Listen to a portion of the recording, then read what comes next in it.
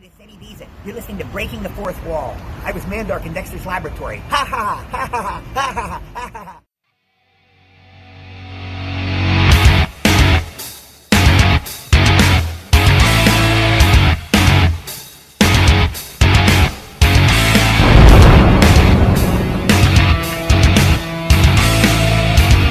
You are listening to Breaking the Fourth Wall on Realm of the Mist Entertainment.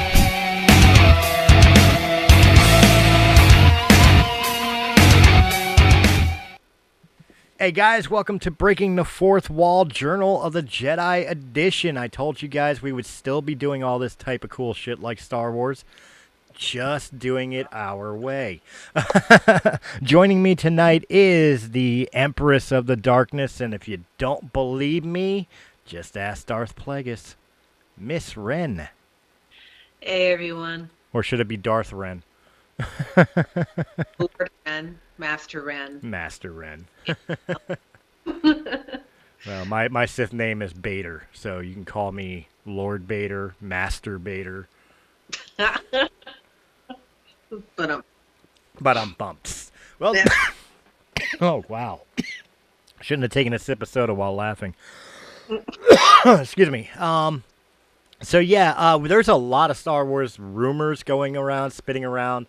But the first topic of conversation Ren and I wanted to get into, and I figured this is the juiciest one before we get into the rumor mill, is plain and simple, we are 4 or 5 episodes in of the new Star Wars Bad Batch series.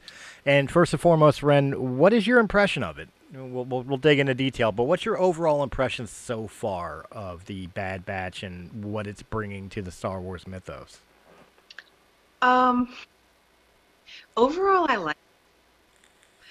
I think it's an interesting take on a group of people who are living during a period of time that has such tension in the genre. It's literally during the juiciest part of Order 66. Right. And shortly thereafter, Order 66. And what I really liked about it in the beginning was the confusion.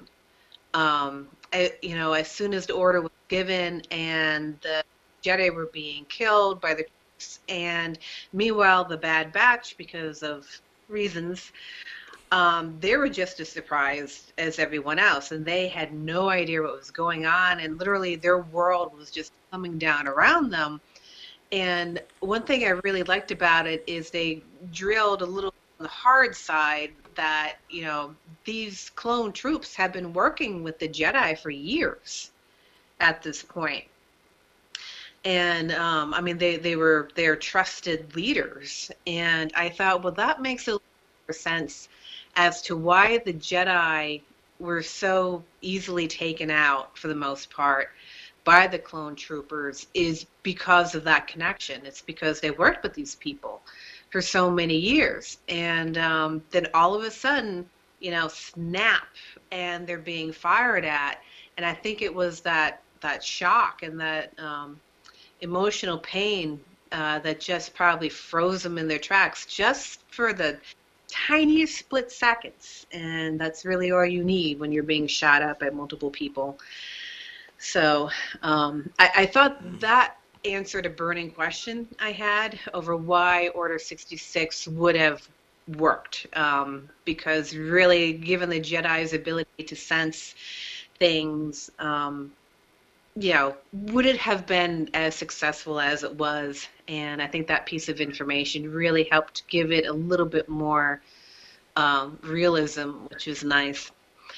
But there's something a little hollow feeling about the Bad Batch overall. And I can't quite put my finger on it. I really don't know quite what it is.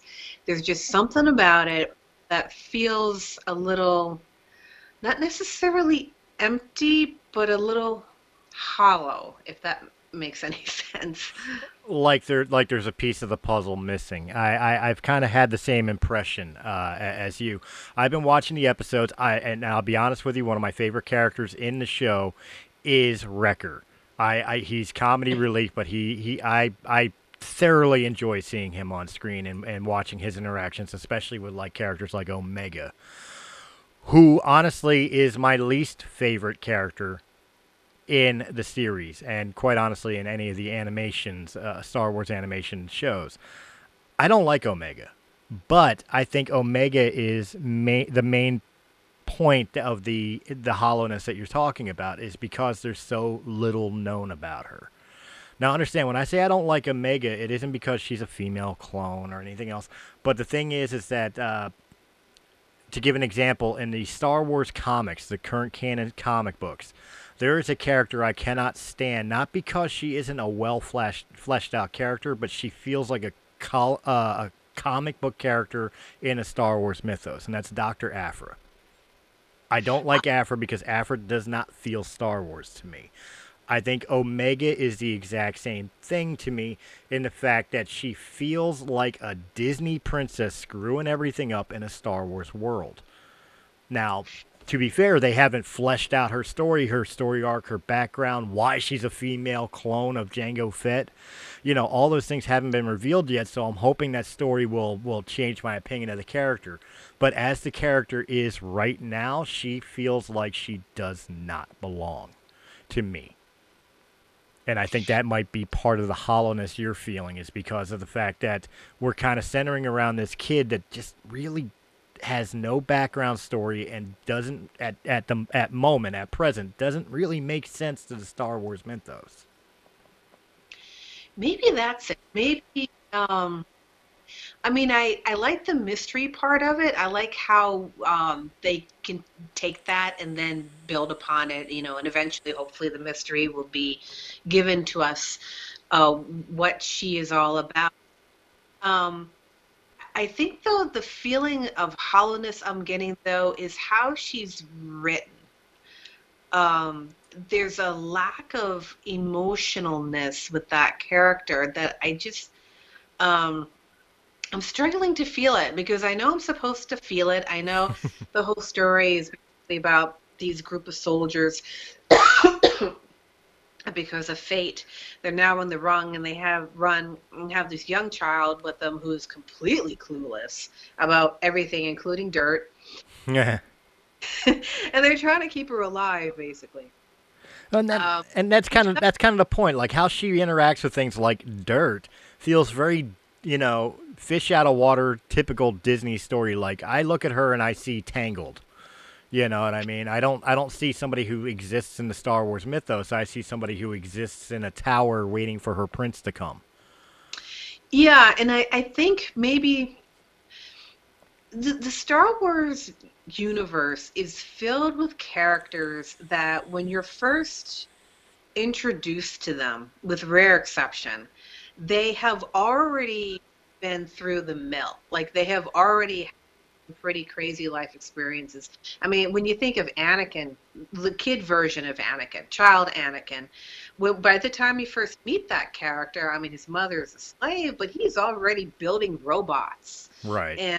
And like he's already doing things in that universe and has stories of his own and experiences, and is almost a hardened character by then, in a way. And now all of a sudden we're given this other character, and she is by design, though, in a tower. She was raised on the spaceship, never left the spaceship, and was coddled and protected and kept so bubble-ified. She just feels so totally different than anything else, any other character we've ever encountered in a Star Wars story. And a part of me kind of likes that in a way, because, yeah, she doesn't feel like she doesn't belong. She does not belong there. But that's also kind of cool. I mean, in a spacefaring, cultures, yeah, I'm sure there's people that never set foot on a planet, and they're, generally kind of protected, and they're not shown, the blood and guts of life, and then sooner or later, poof, they're thrown into the blood and guts. Well, sure. I mean, they even show that in the sequel trilogy. Think of The Force Awakens when Han is flying Rey to Takodana, and she made a off-color comment about the fact that she's never seen so much green in her whole entire life, because her whole entire life has been evolved around a desert planet. Of course, she'd be mesmerized by seeing foliage and forests and rivers running in a place that's never seen that. You know, like Jakku or even Luke, in a sense. We didn't get that so much from Luke in the original trilogy because we were following the war, but I'm pretty sure the first time he looked at Yavin 4, he was just as out of water, being from a desert planet, as Rey was with Takodana. Mm-hmm. You know, so that type of wonderment, sure, I still follow it. But I had a thought, and I wanted to pass by you here with your hollow feeling here. Outside of looking at the Clone Wars version of Order 66, where we got to see, and this actually excited me, seeing Caleb Dune, a.k.a. Kanan Jarrus, lose his master and escape, which totally sets up Rebels, by the way. You know, but outside of that little scenario, maybe part of the hollowness that you're feeling for this show so far is the lack of Jedi or Sith? Yes, I think that's a big part of it. And I wonder how much of that was by design, where they wanted the show to have this hollowness to it, because that's what was going on. I mean, a horrible tragedy happened, and we have this crazy emperor who's literally trying to kill all the Jedi and all this. Basically, he only wants himself and his Force-sensitive slaves. Right. And no one to question him, and no one with the ability or the training to confront him. And I mean, this is the world Palpatine was trying, the world, the galaxy, the universe Palpatine was trying to build. So it makes sense that in that period of time, there would be this horrible, intrinsic hollowness through everything. But I don't know if that's coming from my familiarity with the genre, or if that's something that they somehow managed to build into the storyline. So any viewers out there, be really curious to hear if you have a similar feeling about the Bad Batch, if you kind of sense that too about it, or if you feel something else about the stories so far. So I'd be really interested in hearing from other people. Well, I think it's interesting that you say that, because of the fact, like, the thinking about, like, the lack of the Jedi makes sense, and that's where we should have a hollow feeling, because the Jedi have been wiped out, with the exception of a few stragglers here or there that we know storyline wise. You know, Obi-Wan and Yoda going into isolation. Kanan escaping as a Padawan and going into hiding. Same with Cal Kestis from Jedi Fallen Order, the video game. They're all out, canon-wise, they're all out there in the universe hiding right now. So for all intents and purposes, in this setup universe of the Bad Batch, the Jedi are gone. However, I'm pretty sure that the sniper clone from the Bad Batch who decided that a good soldier follows orders, Mm-hmm. and with the setup of that one episode there, I'm pretty sure he's the first, or at least the one that's going to help create the Death Trooper, which was obviously predominant in the Rogue One movie. But I think that setup is in place for that character. It makes me wonder, in this series, are we going to see the rise of the Inquisitors? The characters that became popular in Star Wars Rebels, and of course in subsequent comics and video games, where they were Force sensitive, as you said, but they were basically like Sith acolytes without actually being Sith. So Rule of Two is still being observed. There's still only two Sith Lords, Sidious and Vader. But maybe they start putting together their Inquisitor units. Maybe the Bad Batch has a hand in why the Empire even created the Inquisitors. Like, maybe they start finding some of these hidden Jedi. Could be. From what I understand about the actors is that they're not Sith, because they are literally forbidden to live the Sith creed. Right. Right. They're not, They're dark Jedi, for lack of a better term, but they are not Sith. yeah, they're well, they're Palpatine's creation. Hmm. They're his own cult, basically. And my feeling on it, that really there is only two Sith during this time in this area of the galaxy, but it's not Palpatine and Vader.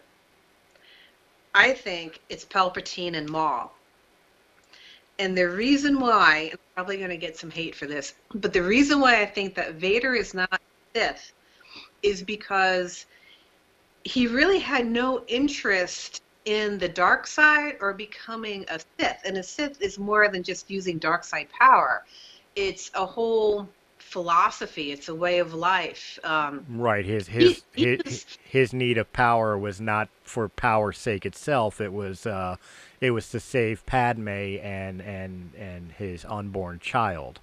right. It was just for that and that alone. It had nothing to do with passion or freedom or any of the Sith Creed stuff. It was just solely for that. And I think he got, well, I mean, like, I think psychologists could write papers on an analysis of the psychology of Anakin and how manipulation works. But I think he had no help. He had no support. The Jedi Order were so self-centered around their own thing that when he went for help, he was basically told to just disconnect from what he loves, and you're not supposed to love anyway, and just suck it up. And Right. that, I think that and Palpatine's gaslighting and other forms of manipulation just turned him into such a disconnected psychological mess, coupled with getting his body burnt apart and being, 50% machine. More than 50%. Yeah, you're right. It just twisted. And I think Palpatine never intended him to be an apprentice. Palpatine never intended anyone to be an apprentice. He just used that as bait. And there's actually some interesting hints to that in the Book of the Sith. Right. That actually talks about Palpatine saying that, well, I am definitely, I'm not going to train people. I'm not going to educate people in ways that can be then used to overthrow me. I'm the one. I'm the one. Oh God, they had a name for it too. What was it? The one Sith. But anyway, it's in the Book of the Sith though, the Palpatine sections, and Right.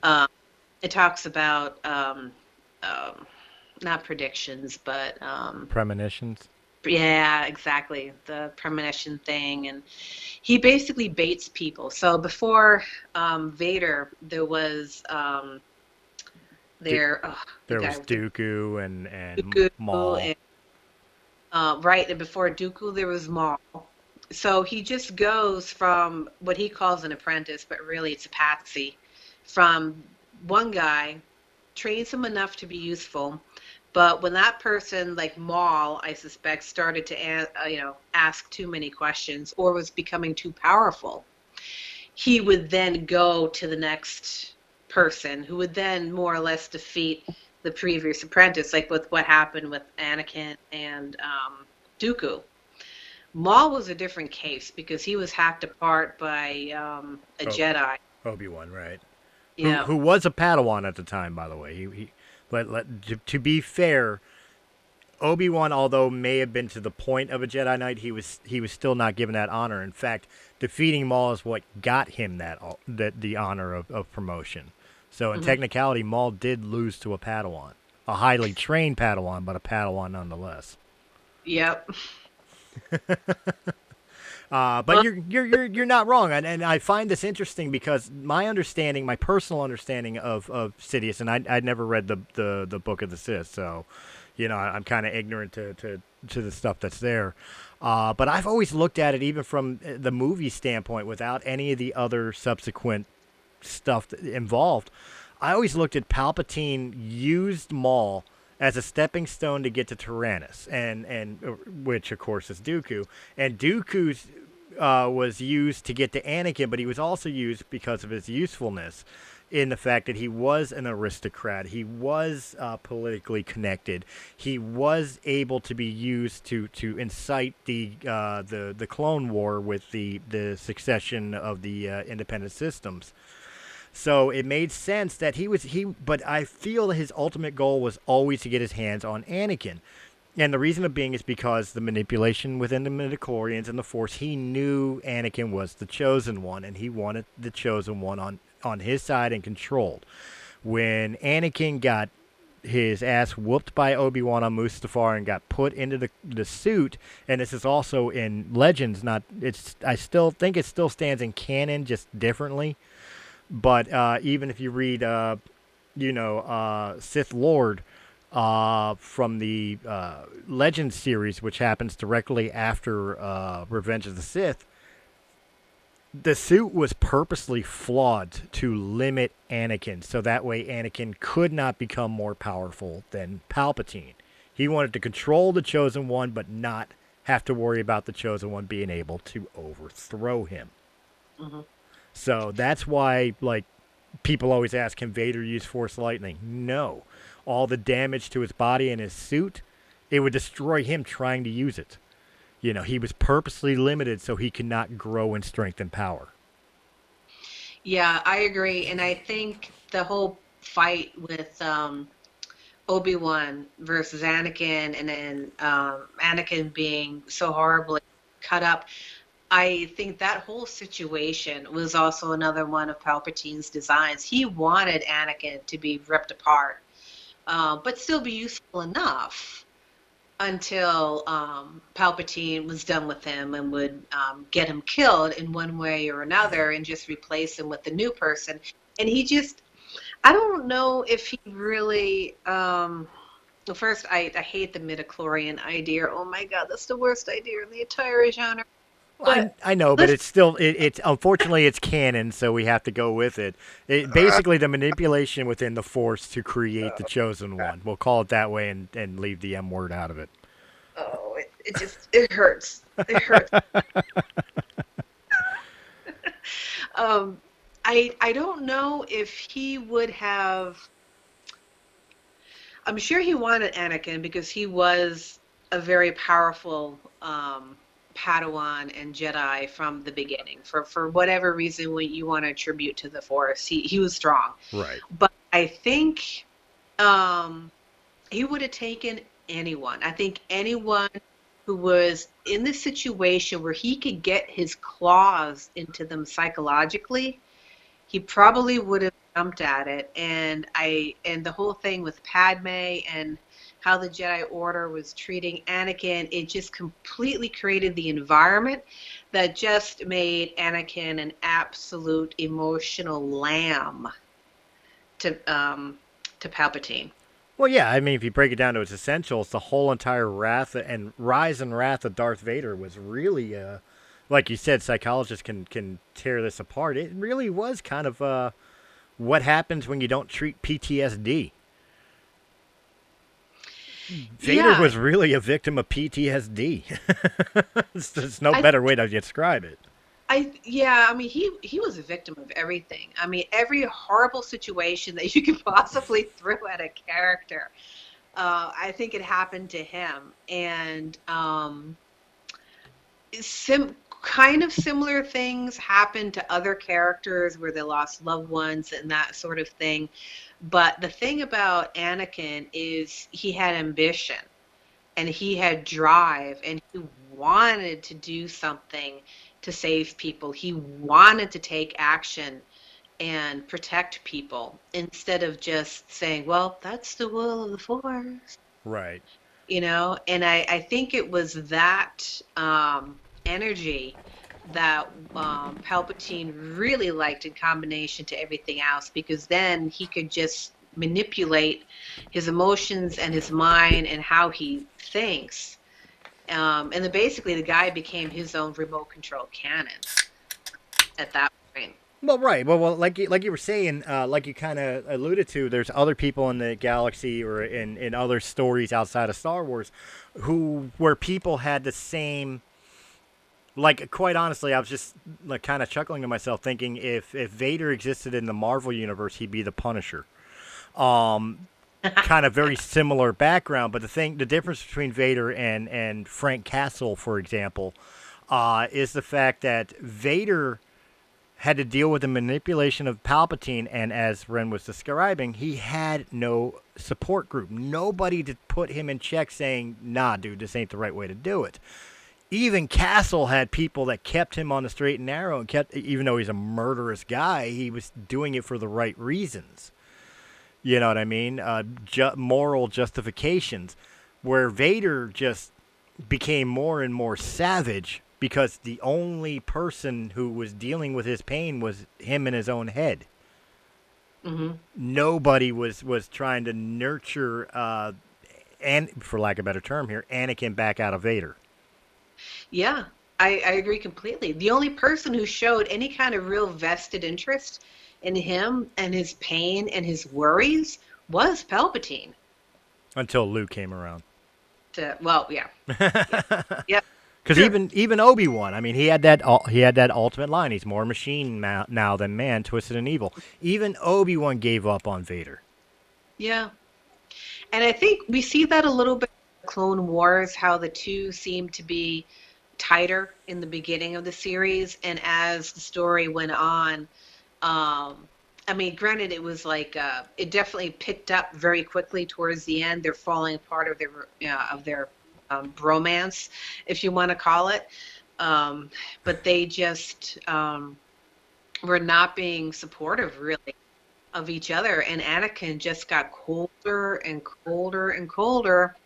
And Obi-Wan, I think he really had no idea what to do or how to deal with it, because, with the Jedi, it's like, well, peace is a thing, and you just have to accept that sometimes you're going to lose the ones you love, which really doesn't make a whole hell of a lot of sense, because they are literally martial art wizards that's supposed to help save people. So there's a lot of contradictory signals given in there, and I feel like they just, in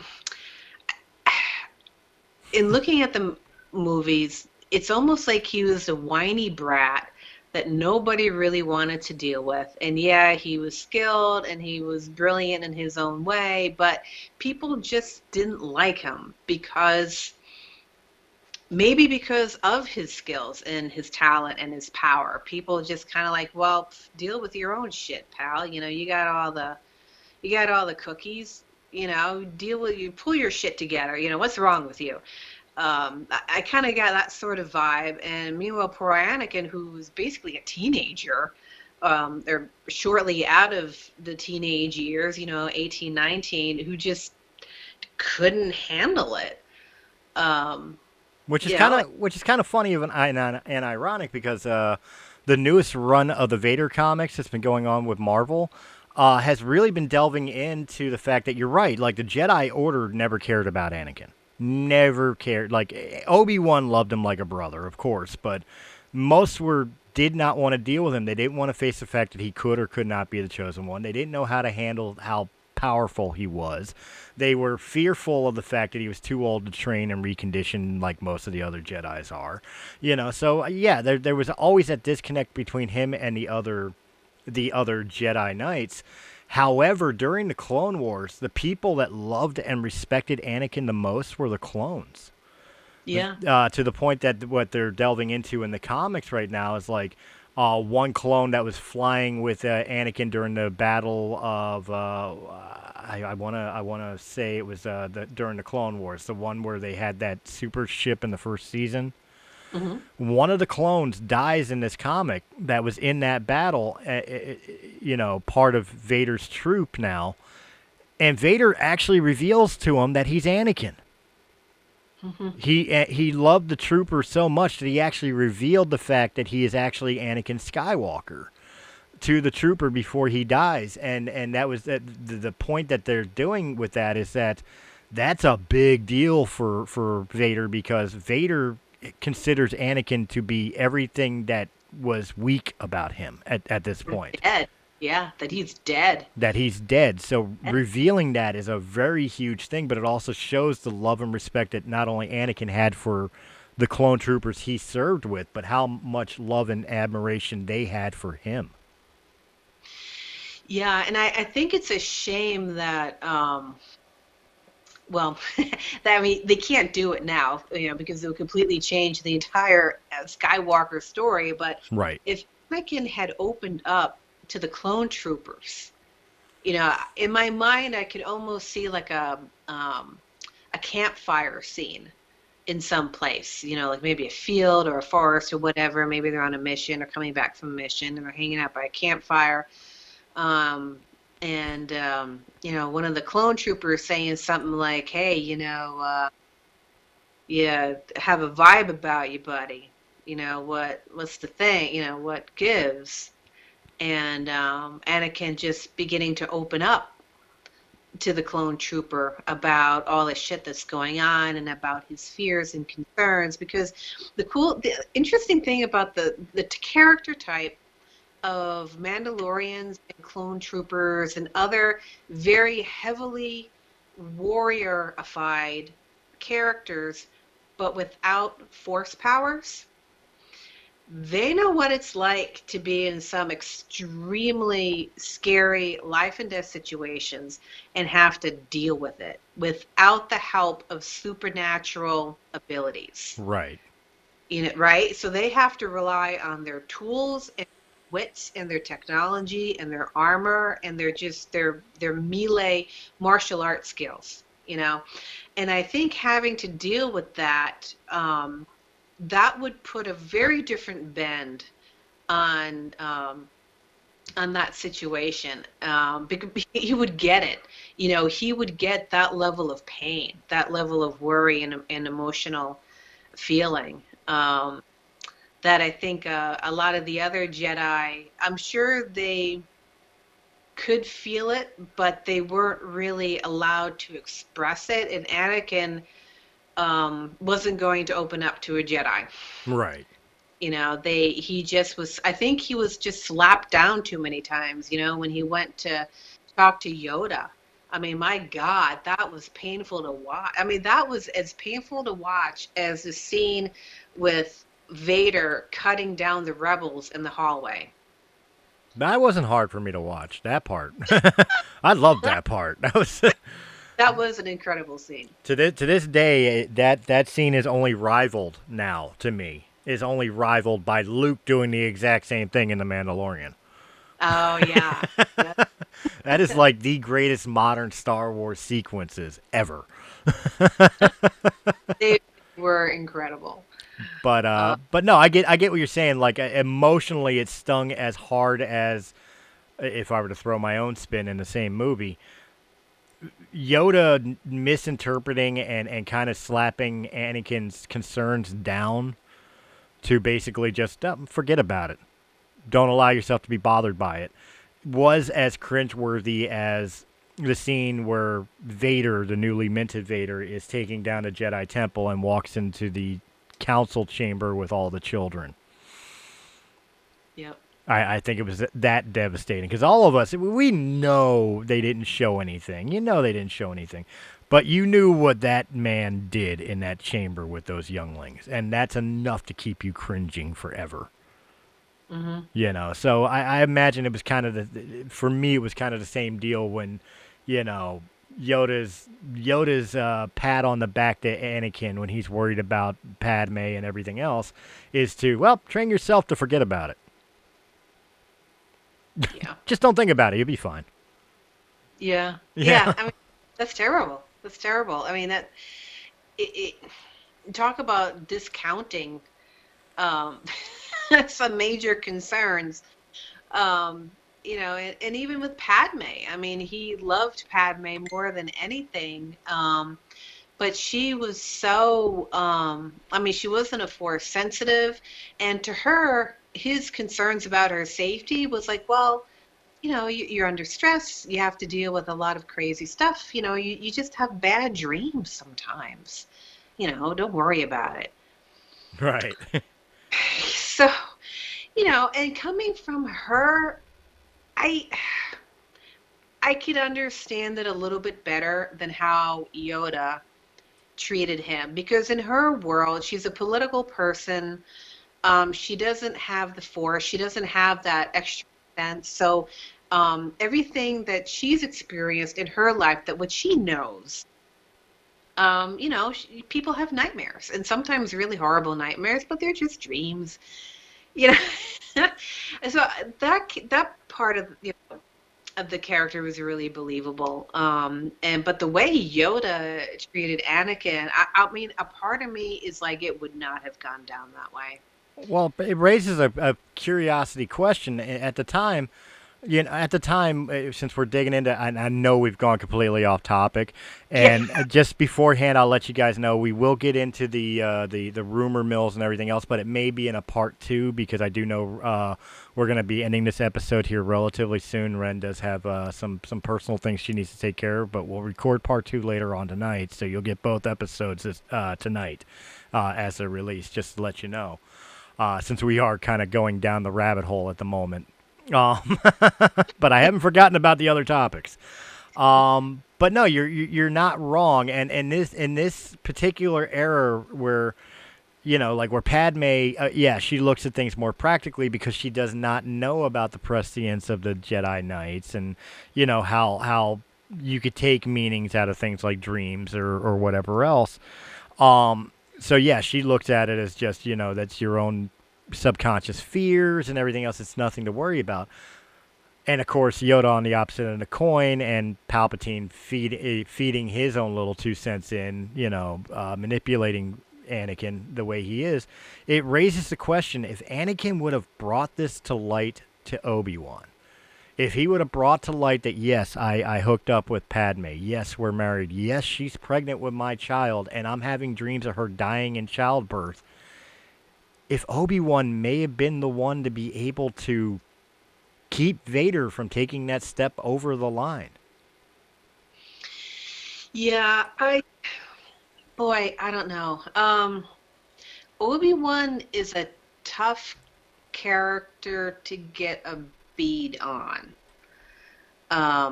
Because there are times when he seems very human and very reasonable, and other times where he seems like he's just the Prince of Ice.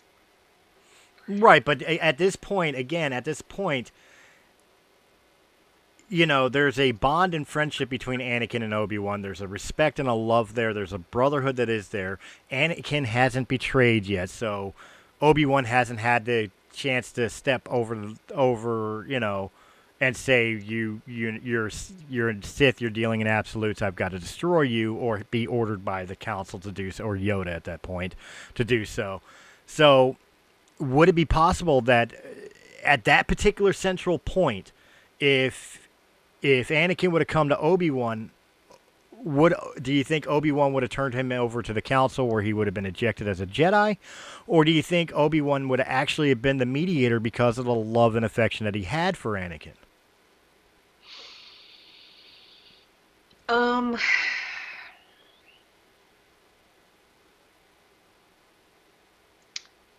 I think wasn't there a part in the story where Obi-Wan said, I think it was a movie, where Obi-Wan said something about it was in regards to Anakin, about something Anakin was wrestling with, and he said something of how he wished Qui-Gon was there, because Qui-Gon would know what to do. Qui-Gon would have that kind of wisdom. I think it was in the Clone Wars. It wasn't in the movies, but it was in the Clone Wars at least, or if not, maybe a comic. But yeah, there have been. I do remember conversations like that, just not in the main movies. Oh yeah. Oh, well, maybe it was the Clone Wars then. And I think that leads some insight into Obi-Wan, in that he really doesn't know how to handle it either. But Qui-Gon, who some would say was I don't want to use the term gray, but more of a I'll, dark. I'll allow it for the analogy, even though I stand against the gray Jedi. But I understand where you're coming from. He didn't follow the council's rules and codes. He allowed compassion in what he did. Hmm. Yeah, he had more of the stuff it would take to deal with that level of problem. Um, I just Obi-Wan, yeah, I don't know. I don't think he would not have done it because he didn't love Anakin or anything like that. I think he just didn't know where to begin.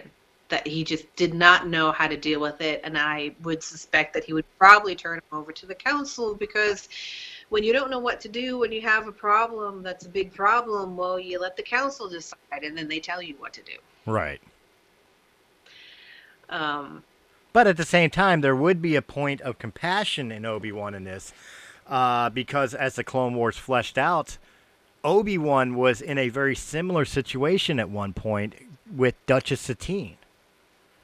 Now, granted, Obi-Wan chose the Jedi Order over her, but he had a love affair and was compromised in the quote unquote Jedi, Jedi code, in the fact that he did love Duchess Satine. And, of course, she shared that love. So he would, of all the Jedi, he would understand Anakin's infatuation and concern for Padme Amidala.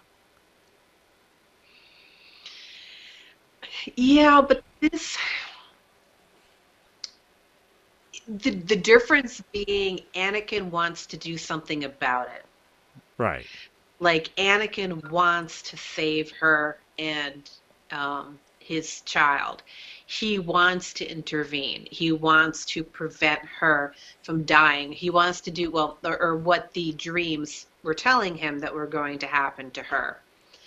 I get the sense with Obi-Wan, even though he understands love, kind of his version of it, and that he loved as much as he was capable of loving. If something threatened her and he had to basically throw the cards down, I don't think he would have intervened.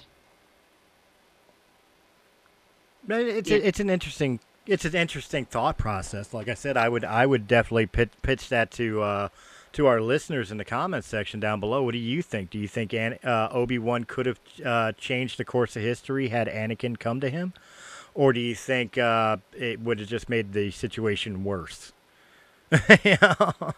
Let us know what you think in the comment section down below.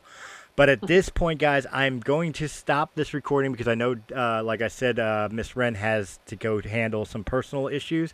And we will be back on later tonight for part 2, where we will get into the rumor mills and to give you a preview of what we're going to be talking about. We are going to be talking about the promotion of Dave Filoni, the rumor mill about Gina Carano returning to Mandalorian and subsequently the what is it, the Republic Ranger series. Yep. Republic. We are going to be talking about the Brie Larson rumor of her coming to Star Wars as Luke Skywalker's wife, as well as a topic of conversation that Wren and I were just talking about, whether or not Luke Skywalker in 3 generations of Skywalkers, if Luke Skywalker wasn't the black sheep since every other Skywalker has turned to the dark side. So we'll be digging into those questions here later on tonight. You will get both episodes. This episode will already be up by the time we're recording the second episode, but you'll get that later on tonight as well. So make sure you're checking out with us, and of course check out all the other great podcasts of Breaking the Fourth Wall, including our weekly shows and the podcasts like you're listening to now. And, of course, if you prefer them in audio-only format, check them out on Anchor.fm, Apple, iTunes, Spotify, Pandora, iHeartRadio, or wherever quality podcasts can be heard. Wren, have yourself a good session, and I will catch you later on tonight when we return for some more Journal of the Jedi. Until then, have a good night, guys.